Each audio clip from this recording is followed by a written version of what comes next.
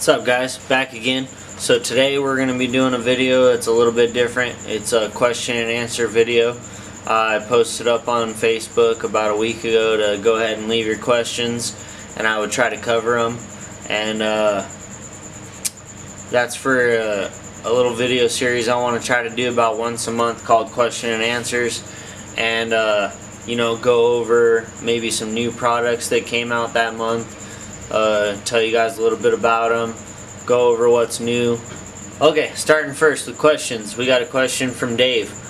Wheels and tires for the Traxxas Slash. What do you use and how do you adapt them? Okay, I use the Proline Prime rear wheels. These ones are mounted to RPM rear 2.2 tire wheels. That's what I use on the rear of the Slash. And they are 12 millimeter hex. So in order to do that, you just gotta put different hexes on the rear hubs to be able to accommodate these wheels to work. Now if you want to be running say for instance the Traxxas drag slicks, you'd need to put the 14 millimeter hub hex hub on your axle in order for those wheels to adapt, but they do fit. Now next up, we got quite a few questions from Kevin. First question is, any stronger axles for Traxxas Slash or Bandit conversion? And yes, there is. eBay has some steel ones. You may have to machine them down a little bit to get them short enough to fit in there, but there is options available. I just run the VXL ones after I broke the stock ones. These have seemed to hold up pretty good. Can you buy a Traxxas Bandit and put this style body on it? I believe so, but I'm not 100% sure. So I would need to do a little bit more research on that. So in order to do so, you could check out, you know, various websites, Traxxas, Proline, get measurements of the body, get measurements of the car you're trying to put it on, and see if that works for you. Aluminum chassis upgrades for a Traxxas Slash. Yes, there is. Proline makes their own version of a two-wheel drive short course truck. I believe that works okay. I don't know. I have never tried it. And also I hear good things about the RC Reaper aluminum chassis. I'll link that website in the description below. Check them out. They got a lot of products, full aluminum chassis, aluminum wheelie bars for the Slash, a couple different variations in chassis depending on what you're looking for, that sort of thing. How does Traxxas transmission compare to a Proline transmission? That question's kind of hard for me to answer. This is the only truck I've ever ran. It has the Traxxas transmission in it. I have seen one person run with the Proline transmission, but they were also trying a new motor and a new chassis and a lot of things, so it was hard to say what was making the car work and what wasn't making the car work. Now, next question is there a spool for the differential of a Traxxas Slash? There is. Hot Racing makes one. You can just type in search bar Hot Racing Traxxas spool. I'll link it below. Do I run one? No, I do not. Like I was just saying, I use this Bad Horsey diff goo. I like there to be a little bit of play. When I did use the locker, I noticed that within the first 6 to 8 feet, the car would really want to lift the back end of the car up and get out from underneath itself. So it would start to do spins or want to drift, and then that causes you to have to counter steer with the steering, and really you're slowing down. So I prefer to just let the diff do the work and allow it to bounce back and forth, and this goo in there locks it up enough to where you get a good amount of traction, both wheels on the ground at the same time. Next question is there any carbon parts available for a Traxxas Slash or a chassis? Yes, there is. I'm not exactly sure of who makes all of the upgrades. I believe there's a company called Chuckworks RC Chassis that makes a carbon fiber chassis for the Slash. and there's also probably a couple other companies out there making carbon fiber hop-ups for them. I do not use them. I just use the plastic parts that come with it. The way it was designed from Traxxas, it works for me. What's a good receiver and transmitter to use when drag racing? With my spec car, I use my Spectrum DX4C, but I've been looking into upgrading, and the remote that seems to be on the hot topic right now is the Grapner X8E. I stopped in at my buddy's speed shop, Tim Smith Racing Speed Shop, and we met with him while he did a quick unboxing on the Grapner, and told us a little bit about it. And check out this clip from Tim and get caught up on the Grapner X8E. So check out those words from Tim on the new Grapner, and after that we'll cover a couple more new products and see what else there is coming out pretty soon.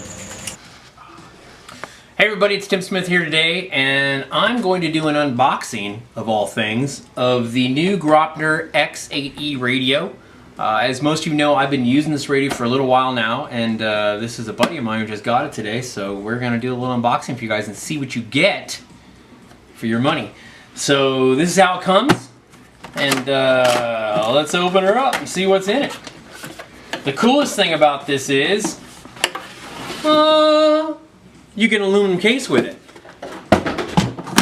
How great is that? So we open up the aluminum case, and inside we have a receiver sitting here for us, the awesome radio, and then charger cable, some data cables, a little packet to move it from left side to right side steering and adjust the tilt in it, a packet that has the little memory card, which I'll explain later, and more of the plugins that go in it. And so that's kind of what you get.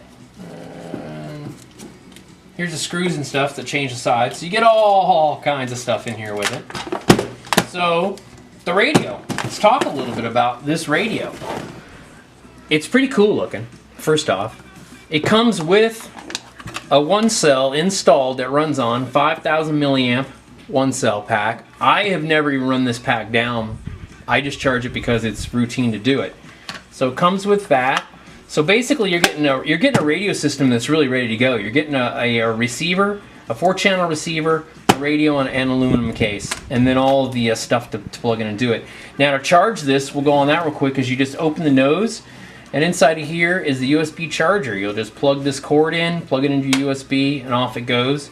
You could also charge directly to the battery itself. It has its own cord in here if you just want to charge that way. That's your way.